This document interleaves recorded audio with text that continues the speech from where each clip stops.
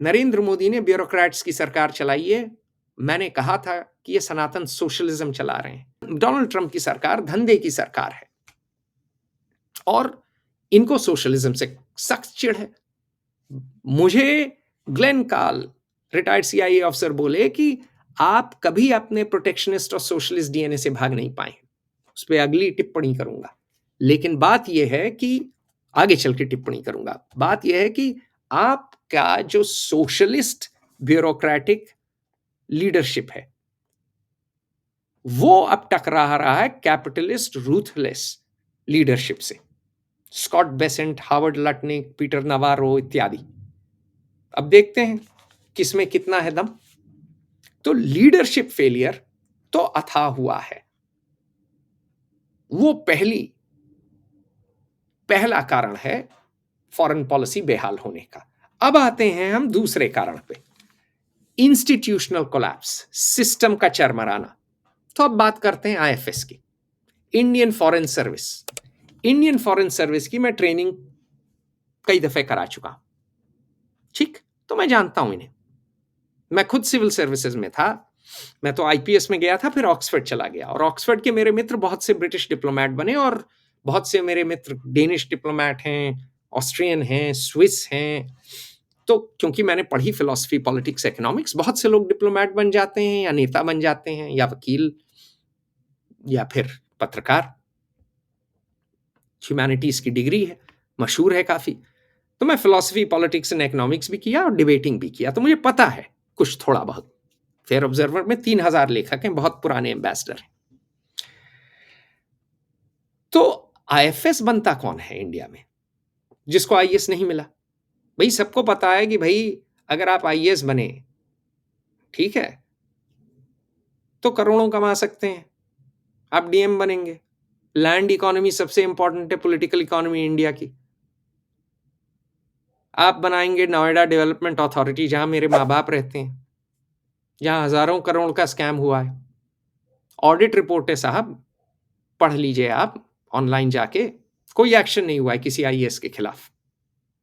तो अगर आप आईएएस हैं तो आप 1000 करोड़ के आदमी हो जाएंगे, 100 करोड़ के आदमी हो जाएंगे। आईएफएस हैं तो क्या चुराएंगे आप? वही चुरा लेंगे एंटरटेनमेंट अलाउंस, उससे आगे तो आप कर नहीं सकते।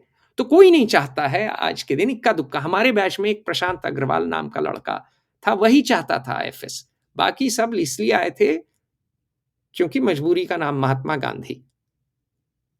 आईएएस नहीं मिला तो आईएफएस हो गए।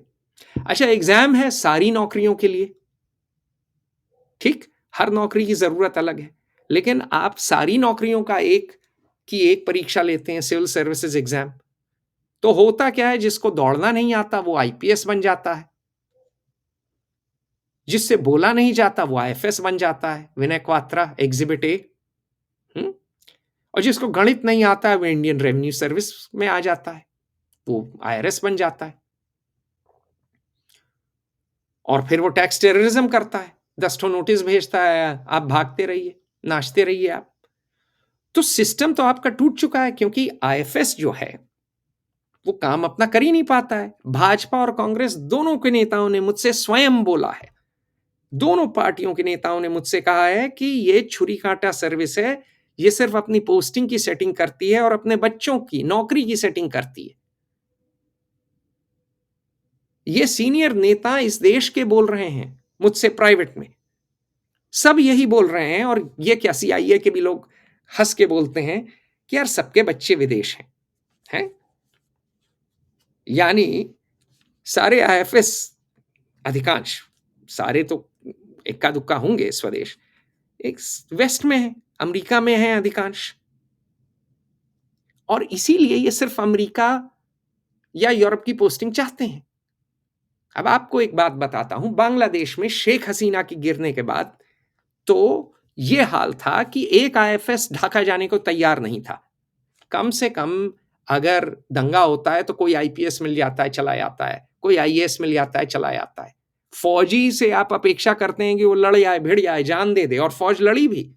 4 दिन की लड़ाई में फौज ने, एयर डिफेंस ने, इंडियन एयरफोर्स के, इंडियन आर्मी के शानदार काम किया। मिलिट्री फिर भी प्रोफेशनल है। आईएफएस सिर्फ मक्खन मलाई खाने के लिए है। अपने बच्चों को अमेरिकी पासपोर्ट दिलाने के लिए है। ये फॉरेनर्स की सर्विस में है।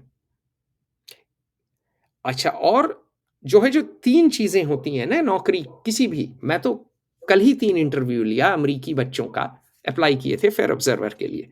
एक कोलोराडो से, एक वर्जीनिया से, और एक किसी और स्टेट से, मैं भूल रहा हूं। लेकिन तीनों में हम क्या देखते हैं कि पहली चीज एटीट्यूड हो सही, काम करने का नशा हो। दूसरी चीज क्या हो? एप्टीट्यूड हो, कि काम कर सकें, कि अगर लिखने पढ़ने का काम है, लिखाई अच्छी हो, बोल अच्छा सकें। अगर दौड़ने का काम हो, दौड़ सकें, 5 किलोमीटर 20 मिनट के अंदर भाग लें, है ना। हमारे में दौड़ का नहीं है, लिखाई पढ़ाई का है। तो एटीट्यूड, एप्टीट्यूड। तीसरा अकाउंटेबिलिटी, कि भैया आप आ तो गए, लेकिन आने के बाद अगर टांग पसार के आप बैठे रहेंगे तो आपको तो निकालना पड़ेगा ना। एटीट्यूड है नहीं। एटीट्यूड सबका था आईएएस में, आईएफएस में, आज के दिन इक्का दुक्का को छोड़ के। एप्टीट्यूड कतई नहीं है, लिखना बोलना आता नहीं है, हर टीवी पे एम्बेसडर का टाइटल लगा के चौड़े बने फिरते हैं। और अकाउंटेबिलिटी तो शून्य है, किसी को यही नहीं पता कि आईएफएस करता क्या है।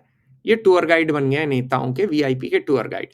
अगर शशि थरूर आ रहे हैं तो शैंपेन चिल कर लीजिए, अगर जो है राम माधव आ रहे हो तो उनको जो है शाकाहारी चाय पकौड़ा अच्छा वाला या डोसा खिला दीजिए। राम माधव आरएसएस के नेता हैं। मतलब जो आ रहा है, भले ही ये आ रहे हो नहीं आ रहे हो, बात आप समझिए कि कोई डेलीगेशन आ रही है, आपका काम है टूर गाइड का, बंदोबस्त ड्यूटी का। ये मैं नहीं कह रहा हूं, ये पुराने एलबीएसएनए के डायरेक्टर बोलते हैं, और ये पुराने फॉरेन सर्विस इंस्टीट्यूट के डायरेक्टर मुझसे बोलते हैं, जो रिटायर हुए हैं। रिटायर होने के बाद लोगों की जबान पे लगाम नहीं रहती है ना, जबान नहीं, जबान पे ताला नहीं रहता है ना, लगाम तो रखते हैं वो पब्लिक में नहीं बोलते। अच्छा, और मैं आपको अपना तजुर्बा बताता हूं। मैं एक दफे ट्रेनिंग कराने गया, 36 ऑफिसर ट्रेनी थे, और आलीशान इनकी एकेडमी है, स्विमिंग पूल है, दिल्ली में है, जेएनयू के बगल में है, खाना मिलता है बढ़िया, नाश्ता मिलता है। बिल साहब बन गए ना, साहब बहादुर हैं ये। ठीक, 36 ऑफिसर ट्रेनी थे, 4 ने होमवर्क करके दिया। मैं कल्पना नहीं कर सकता कि जापान में कभी ऐसा होगा। जापान छोड़िए, वो तो फर्स्ट वर्ल्ड कंट्री है। रवांडा में ऐसा नहीं होता है। हमारे डिप्लोमेट अफ्रीकियों से गए गुजरे हैं, सारे अफ्रीकियों से नहीं, लेकिन कई अफ्रीकी देशों से, क्योंकि ये तो डिप्लोमेट बनना ही नहीं चाहते हैं। तो मैं तो UK diplomat, French diplomat, German diplomats की बात भी नहीं कर रहा। मेरी पुरानी इंटर्न हाना वुल्फ जर्मन डिप्लोमेट है, पेरिस में पोस्टेड है, 5 भाषाएं बोलती है, पीएचडी की है, बड़ी तेज है, तर्रार है। बस मतलब वो एक 10 इंडियन डिप्लोमेट से भारी बैठेगी। और बात मैं कह रहा हूं कि मैं तो कंपेयर ही नहीं कर रहा इनको हाना वुल्फ से। मैं कह रहा हूं कि भाई कम से कम जापानी जिनकी अंग्रेजी तंग है, उनके 50% तक आ जाओ। रवांडा जहां सिविल वॉर हो रही थी, उनके 50% तक आ जाओ। हाल बेहाल है, सिस्टम चरमरा के टूट चुका है, और कोई बोलने वाला नहीं है कि टूट चुका है। गिल थॉमसन मुझे बोला, उसकी बात मैंने की थी, और क्रिस्टोफर रूपरशेल बोला, दोनों कैपिटल हिल पे हैं, एक डेमोक्रेट एक रिपब्लिकन। ठीक है, ये एक पार्टी की बात नहीं है, दोनों पार्टी की बात है। बोला यार तुम लोग कर क्या रहे हो, नदारत हो, कोई कल्चरल इवेंट नहीं करते हो, किसी को नहीं बुलाते हो कैपिटल हिल से। इंटरनेशनल योगा डे करते हो तो तमाशा होता है, इंडियन बसेस से आते हैं, धूप में करते हो, ऐसे टाइम करते हो कि कोई बिजी आदमी आ नहीं सकता, भीड़ इकट्ठा कर लेते हो इंडियंस की। बस आप क्या इंडियन एम्बेसी इंडियन अमेरिकन के लिए कि अमेरिका के लिए? दोबारा बोलूंगा, इंडियन एम्बेसी इंडियन अमेरिकन के लिए खोली हुई है कि अमेरिका के लिए? अच्छा, मैंगो फेस्टिवल अभी इन्होंने किया, और जरा इनकी तस्वीरें देखिए, मैंगो फेस्टिवल कैसे किया इन्होंने। मैंगो फेस्टिवल किया, 12 बजे दोपहरी से शुरू हुआ, 12 या 11, जब भी, बड़ा गर्म दिन था, उमस बड़ी थी, ठीक है, मैं पहुंचा कॉलम मैकर्नन के साथ। मेरा मित्र है, बड़ा अच्छा आईपी लॉयर है, इंटेलेक्चुअल प्रॉपर्टी लॉयर है, आयरिश है, खाने का शौकीन है, हिंदुस्तानी खाने का शौकीन है, आम का शौकीन है। बाप उसके बड़े नामी गिरामी आयरिश डिप्लोमैट थे, जो कि सेमस हेनी जो नोबेल लॉरिएट हैं उनके मित्र थे। आज सीमस भी नहीं रहे, कॉलम के पिताजी भी नहीं रहे। कॉलम और मैं पहुंचे, इतनी लंबी कतार थी, इतना केओस था, और मतलब और सिर्फ अधिकांश भारतवासी खड़े हुए कि हम डुपॉन्ट सर्कल से लौट आए। और डुपॉन्ट सर्कल क्या है? गोल चक्कर है, चारों ओर ट्रैफिक चलती है। आप गर्मी के दिन बड़ी भरी दोपहरी आप मैंगो फेस्टिवल ऑर्गेनाइज कर रहे हैं। फ्रेंच करते हैं वाइन टेस्टिंग, चीज टेस्टिंग, डिनर्स, $100 का टिकट लेते हैं और टिकट बिक जाते हैं और बताते हैं कि ये चीज यहां से आई, इस रीजन से आई, ये जो है गोट चीज है, ये गाय की है, ये यहां बनी, ये रॉकफोर है, ये इसमें थोड़ा सा पेनिसिलिन होता है, इससे इम्यूनिटी बढ़ती है, ये इतने 100 साल से बनाई जा रही है। और मतलब वो भाई, फ्रांस को तो वैसे ही स्टाइल आती है। Les Français sont très élégants, sont très élégants, they are very elegant। Diplomacy उन्होंने ही एक तरह से पैदा की, फ्रेंच ही थी लैंग्वेज डिप्लोमेसी की। इंग्लिश ने तो अभी 100 साल ही हुआ है रिप्लेस किया, या 100-150 साल। तो चलिए फ्रांस से कंपेयर नहीं करिए, ठीक है। आप मैंगो टेस्टिंग लेकिन आप भी कर सकते हैं। मेरे पिताजी को ले आए आप, वो बता देंगे कि ये हाफुस आम है, ये इतने 100 साल पहले शुरू हुआ, हाफुस की ये खूबी है, अल्फोंसो इसको इंग्लिश में कहते हैं, ये दशहरी है, मलिहाबाद में होता है, ये इतने 100 साल पहले बाग शुरू हुआ, लंगड़ा है बनारस के पास होता है, ये सफेदा है। मैं बहुत आम है, 100 तरह के, 500 तरह के, 1000 तरह के आम होंगे भाई, 100 से तो ऊपर हैं ही, हो सकता है 1000 से भी ऊपर तरह के आम हो। आप भी अपने आम के बारे में कर सकते हैं। आप एक मैंगो इवनिंग कर सकते हैं, जिसमें आप बताइए, और उसके $100 के टिकट भी बेच सकते हैं। पैसा भी उस पे कमा सकते हैं, ग्लैमर भी ला सकते हैं। आप बीच बाजार, गोल चक्कर के बीच मेला स्टाइल इवेंट भी किया और कबाड़ भी दिया, पैसा खर्च किया टैक्स पेयर का। जीएसटी जो आप भर रहे हैं ना, जो आप लोग सुन रहे हैं, जीएसटी और इनकम टैक्स, जो टैक्स टेररिज्म है, वो इस तरह काम आता है आपका, ठीक है। उसको अय्याशी से, बेरहमी से अफसर साहब बहादुर उड़ाता है, ठीक है। चलिए, फ्रांस आप नहीं बन सकते, माना। फ्रांस के एडवांटेजेस हैं, इंग्लैंड के एडवांटेजेस हैं। ये लोग, ये दोनों पुराने इंपीरियल पावर्स हैं, इनको डिप्लोमेसी, इंटेलिजेंस और मिलिट्री आती है। डिप्लोमेसी और इंटेलिजेंस तो आती है, चलिए मान लिया, आप ये तर्क दें, हम डेवलपिंग कंट्री है, मान लिया। मैं बात करता हूं अब पाकिस्तान की। पाकिस्तान का मैंगो फेस्टिवल देखिए जरा। पाकिस्तान का मैंगो फेस्टिवल इंडोर था। उन्होंने नेशनल प्रेस क्लब के लोगों को बुलाया, मुझे इनविटेशन आया। मुझे इनविटेशन इंडियन एम्बेसी के एक आईएफएस ऑफिसर ने नहीं भेजा मैंगो फेस्टिवल का, पाकिस्तानी इनविटेशन आ गया मेरे पास। क्यों? क्योंकि मैं अंतरराष्ट्रीय अखबार चलाता हूं। मेरे ही पास नहीं, मेरे फ्रेंच दोस्त फ्लावियस के पास आया, फ्लावियस मिहेइस, और बहुत से लोगों के पास आया। तो इन्होंने किया mango festival indoor up market, classy पाकिस्तानियों ने, हमसे क्लासी, फ्रेंच ऐसा नहीं था। हमने किया सड़क छाप। अब इस पे न हम नरेंद्र मोदी को दोष दे सकते हैं, न हम जय जय शिव शंकर को दोष दे सकते हैं। क्यों? क्योंकि इसमें यह काम तो विनय क्वात्रा का भी नहीं है, जो घर घुस्सू बैठे हुए हैं, मुंह चुराए सबसे।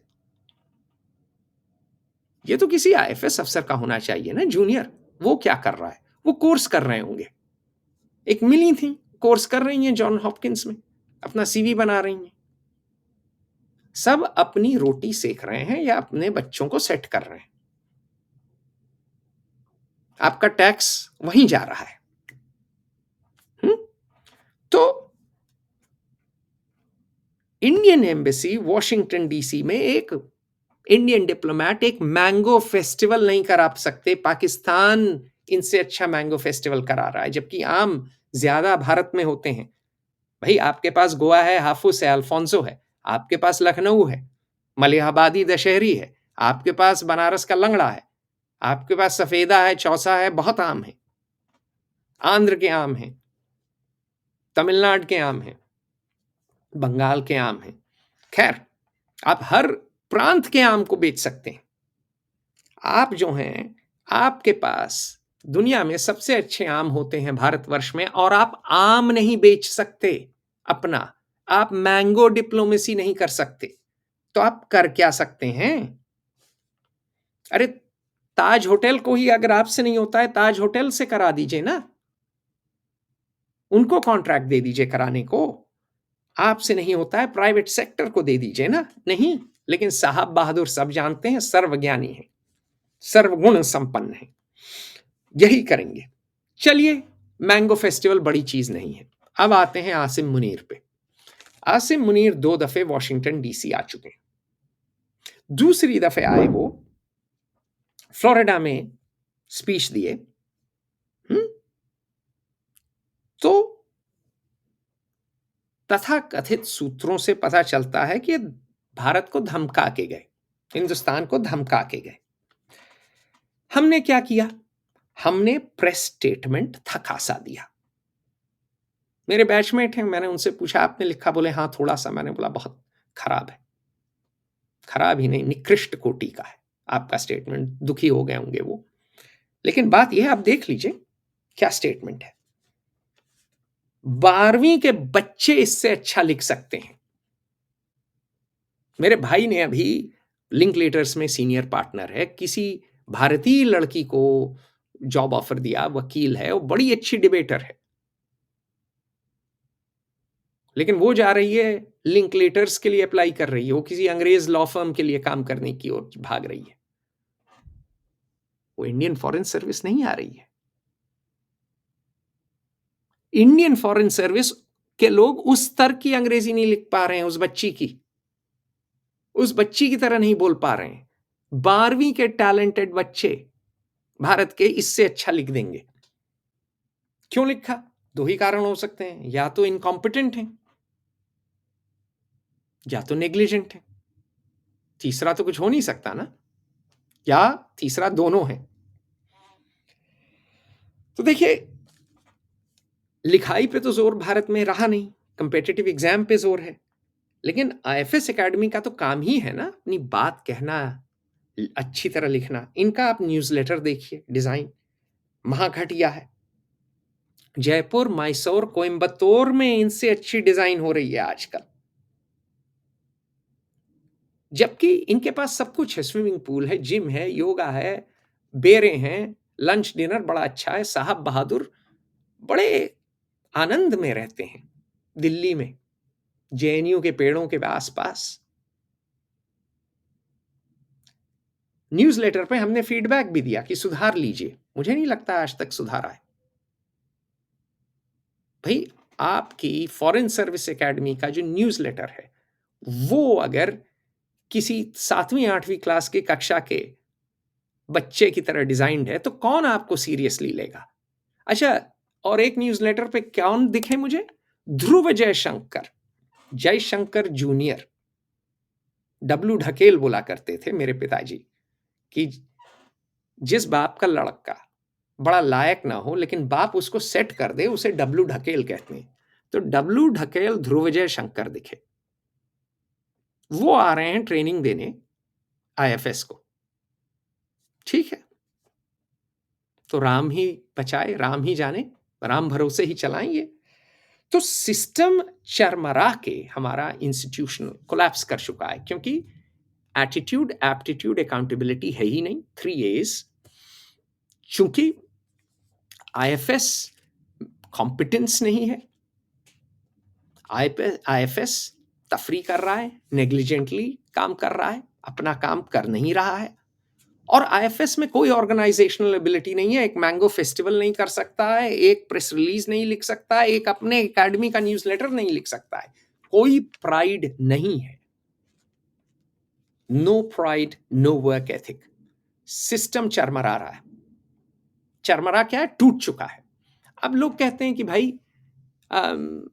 इसका उपाय क्या है? भाई एक जमाने में भारत ने करण सिंह को एम्बेसडर घोषित किया था, और मैं जब छोटा था तो करण सिंह से मिलता था।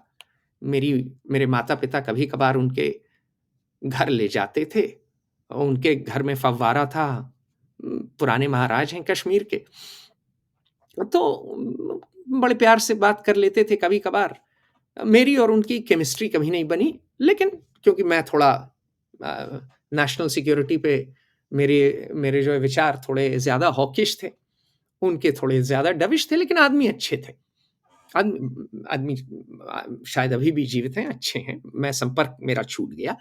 लेकिन करण सिंह की मैं बात करूंगा कि करण सिंह जब आए थे एम्बेसडर बन के, तो न्यूयॉर्क टाइम्स जहां की तरसते हैं हम कवरेज के लिए, जहां पे वो लोग बैठे हैं जो कि वैसे ही थोड़े से एंटी इंडिया बायस रखते हैं, क्योंकि बहुत से या तो बड़े लेफ्ट लीनिंग लोग आ गए हैं या बहुत से मुसलमान आ गए हैं, तो वो इंडिया को Hindu fascist, Hindu supremacist nation मान के चलते हैं। लेकिन न्यूयॉर्क टाइम्स ने करण सिंह को का कवरेज किया था कि भाई एक फिलोसोफर आ रहा है।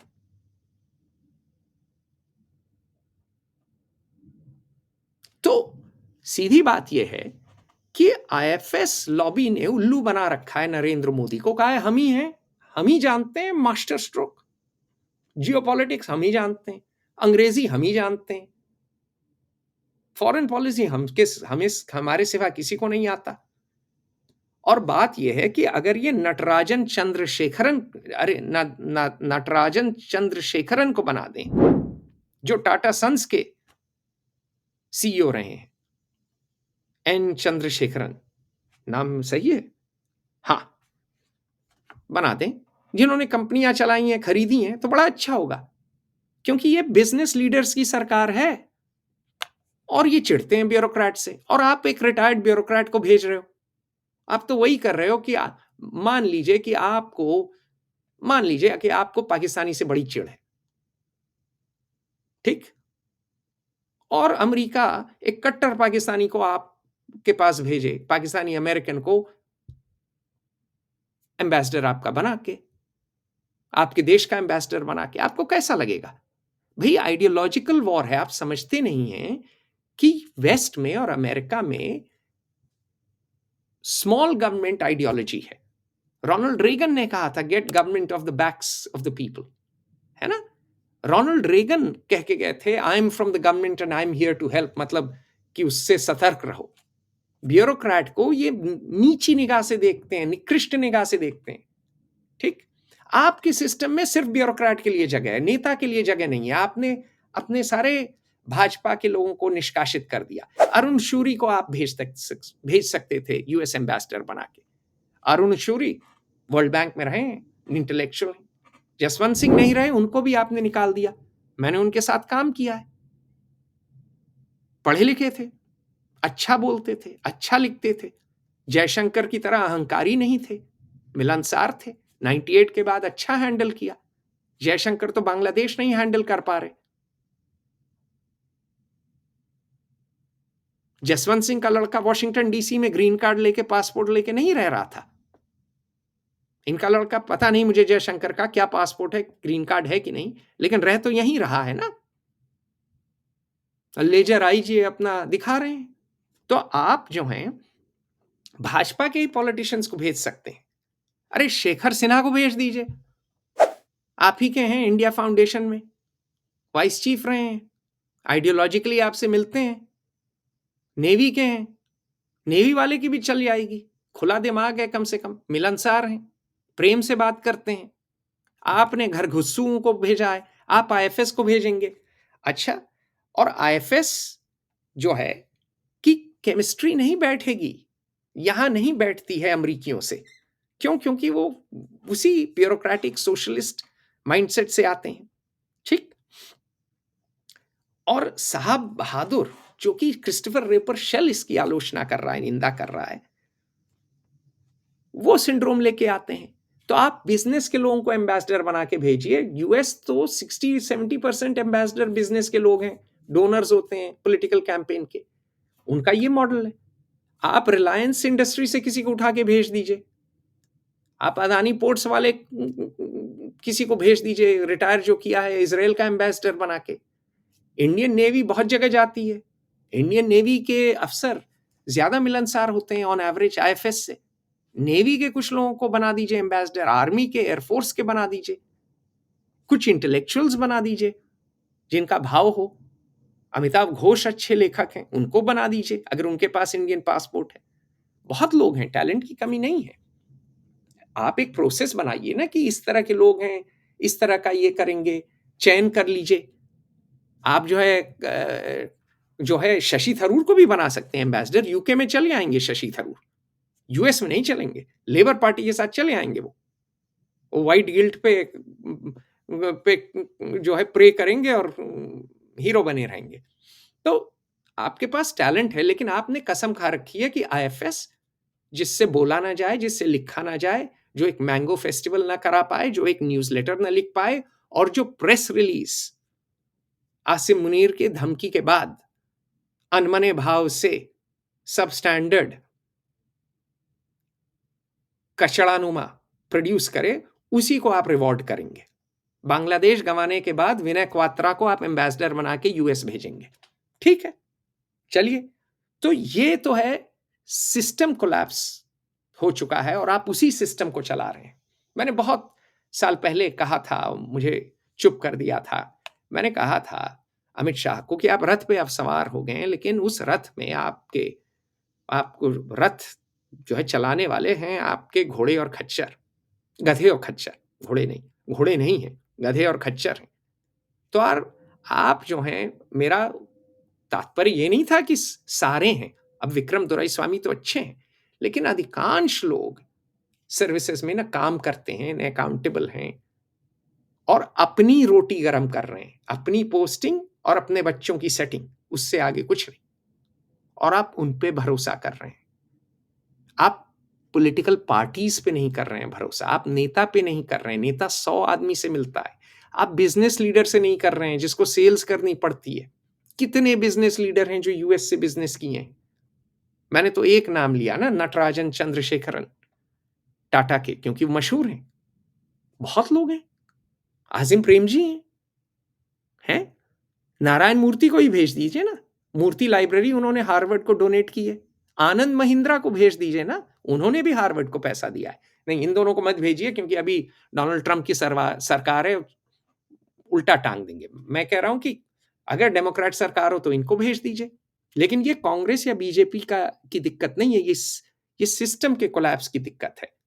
और सिस्टम से मैं आता हूं कल्चरल फ्लॉस, कि इसकी परिकल्पना भारतवासी क्यों नहीं कर पाते हैं। कोई सवाल क्यों नहीं उठाता है कि विनय क्वात्रा घरघुस्सू, कोई काम नहीं कर रहा है, कैसे एम्बेसडर बना बैठा है? विनय क्वात्रा जो कि बांग्लादेश गंवा के गया, जो उस मिनिस्ट्री को चला रहा था जहां की कोई आईएफएस बांग्लादेश जाना नहीं चाहता था, वही सर्वे सर्वा है। कोई अकाउंटेबिलिटी है ही नहीं। तो उसका मेरे हिसाब से जो हमारी कल्चरल फ्लॉज हैं, उसके 3 कारण हैं। नंबर 1, व्यक्ति प्रधान मानसिकता। नंबर 2, संकीर्णता, अंग्रेजी में इंसुलैरिटी। और नंबर 3, नंबर 3, हीन भाव, प्रवचन और रोंटापन। तो बात करते हैं अब क्या कल्चरल फ्लॉज है। एफओआई, जिसमें मैं पार्टनर हूं, जिसके सीनियर पार्टनर एक सीआईए के हैं, एक आरएडब्ल्यू के हैं, एक ग्लेन काल हैं, एक विक्रम सूद हैं। ठीक, जियोपॉलिटिकल रिस्क करता है कि एनालिसिस। हमने अप्रैल 2024 में रिपोर्ट लिखी कि टैरिफ्स भारत पे लगेंगी।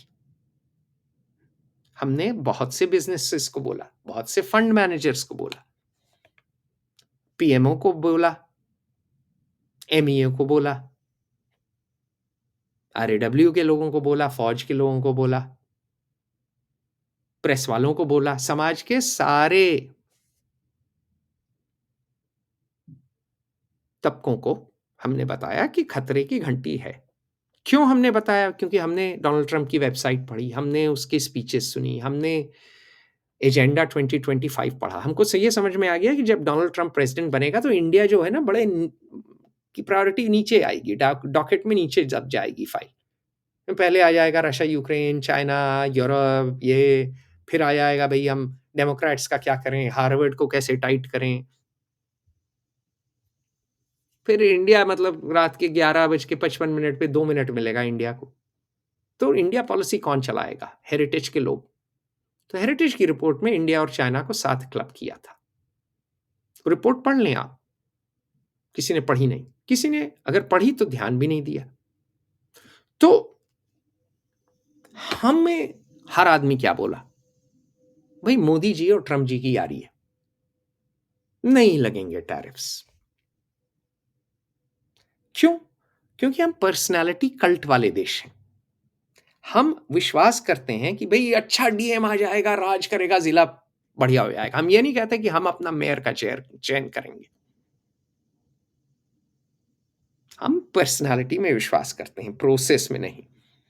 ठीक? मैं जापान गया था पिछले साल।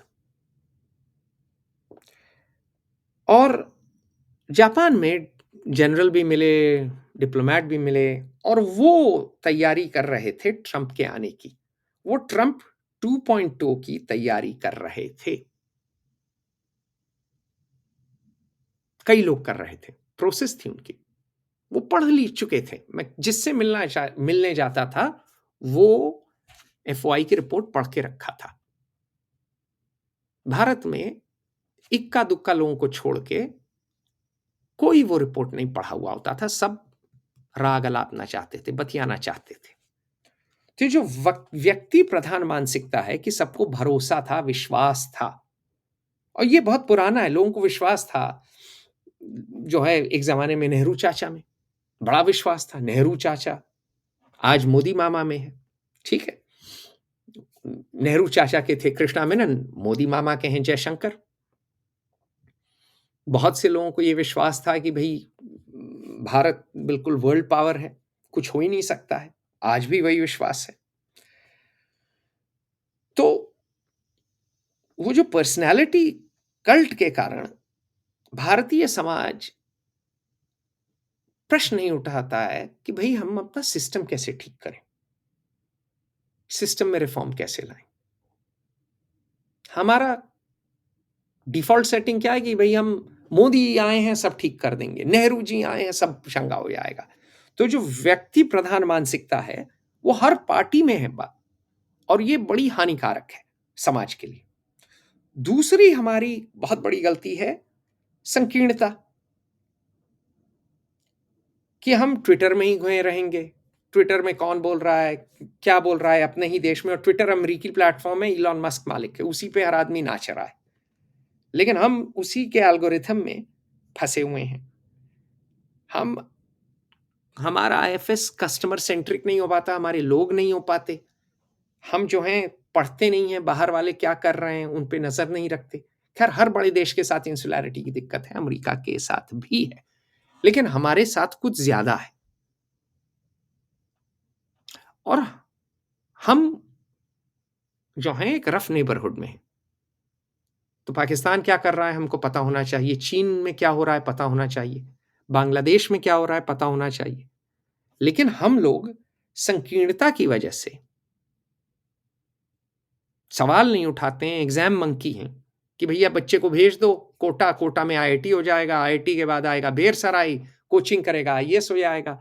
हर आदमी उसी संकीर्णता में, जैसे टाँगे में घोड़े होते हैं और उनके जो है आँखों के पे बंधी लगी होती है एक पट्टी उनके बगल में, हम उसी तरह भाग रहे हैं। दुनिया कैसी चल रही है नहीं पता। और इस इस बात पे बाकी लोग टिप्पणी करते हैं, ठीक? तीसरी चीज़ है हीन भाव, प्रवचन और रोंटेपन की आदत। तो इसमें क्या है भाई कि अब आप देखिए कि हीन भाव कैसे है कि हर आदमी चाहता क्या है? बड़े आदमी कब आप हो गए? बड़े आदमी हो गए आप कि अगर आपको अवार्ड मिल गया विदेश से। बड़े आदमी हो गए आप कि अगर आप ऑक्सफोर्ड पहुंच गए या हार्वर्ड पहुंच गए, आजकल हार्वर्ड है। बड़े आदमी हो गए अगर गोरे आदमी ने कह दिया आप बड़े आदमी हो। हीन भाव इतना है कि गोरे आदमी को देखकर लेट जाते हैं हम लोग आज भी। और हीन भाव सिर्फ गोरों से नहीं है, हीन भाव मुसलमानों से भी है। हमारे भारतीय मुसलमानों को जब कोई अरब से आया आता है मुसलमान, या ईरान से आया आता है, या टर्की से आया आता है, तो लेट जाते हैं। हिंदुओं को भी है हीन भाव। पश्तून लड़कों को देख के हट्टे कट्टे थोड़ा सा हीन भाव आ ही जाता है। तो जो हीन भाव है वो बहुत गहरा है। फिर प्रवचन करने की आदत, जो हर आदमी प्रवचन शुड। अब मेरे ही मित्र हैं कई, उनके यूट्यूब चैनल वगैरह में US should do this to Asim Munir. यार आप हो कौन यूएस को प्रवचन देने वाले? क्यों करेगा शुड? भाई आप अपने आईएएस को तो प्रवचन नहीं दे रहे हो। आईएएस अपने लड़के को भेज रहा है विदेश। यही वर्ल्ड बैंक में कितने मेरे बैचमेट आए, सबके बच्चे यहां आए, ठीक। और फिर वो प्रवचन देते हैं, देखो अमेरिका की हिपोक्रेसी देखो। अरे भाई, उससे आया फिर ये रोंटापन, ठीक है। रोंटापन कि मतलब रोते रहते हैं कि भाई ट्रंप ने हमारे साथ दोगलापन किया, हमने ट्रंप पे भरोसा किया और फ्री ट्रेड हमारे साथ ना हो के पाकिस्तान के साथ हो रहा है। ट्रंप के देखिए डबल स्टैंडर्ड्स, वेस्ट हमारे खिलाफ हमेशा रहा है। अरे भाई, ये जो हीन भाव है इसको जाएं हम लोग त्याग दें, और जो प्रवचन करने की बीमारी है उसको जो है उससे निवृत्ति पालें और रोंटापन जरा छोड़ दें। क्यों life is rough, get a helmet. Politics is a blood sport, geopolitics is a bigger blood sport. भाई Narendra Modi ED, enforcement directorate हर आदमी पे छोड़ दिए। आज से 50 साल पहले इंदिरा गांधी ने सबको बंद कर दिया था इमरजेंसी में। पॉलिटिक्स तो शार्प एल्बोस का खेल है। जियो पॉलिटिक्स में और बड़ा है, टेरिटरी की बात है, वो तो बड़ा ब्लड स्पोर्ट है, खून खराबा।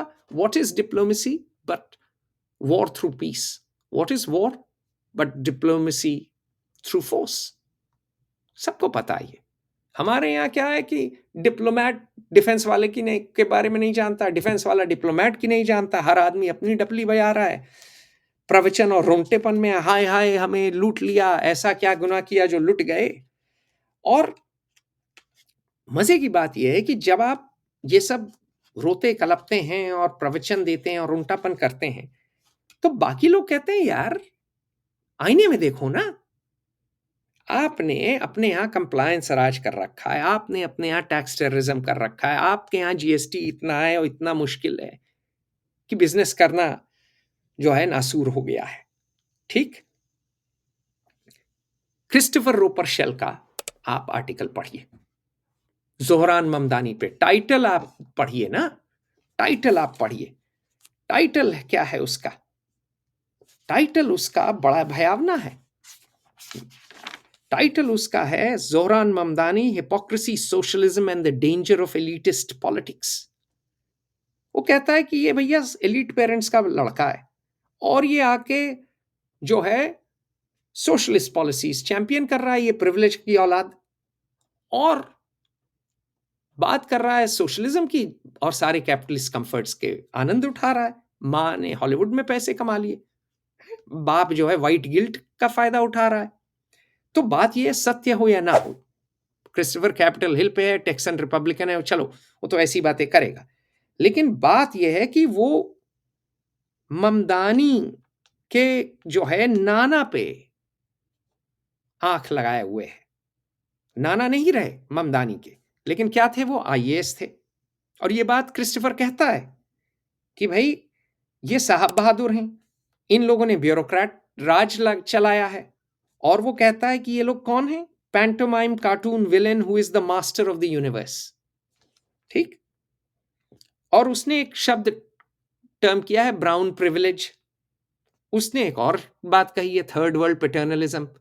जो नेहरू जी ने की, हम जो है बताएँगे दुनिया को कैसे चलना है और अपने लोग जो अशिक्षित हैं उनको सिखाएँगे कैसे चलना है। हम कैम्ब्रिज से आए हैं। तो उन्होंने कहा कि यार आप डेमोक्रेटिक तो हो ही नहीं।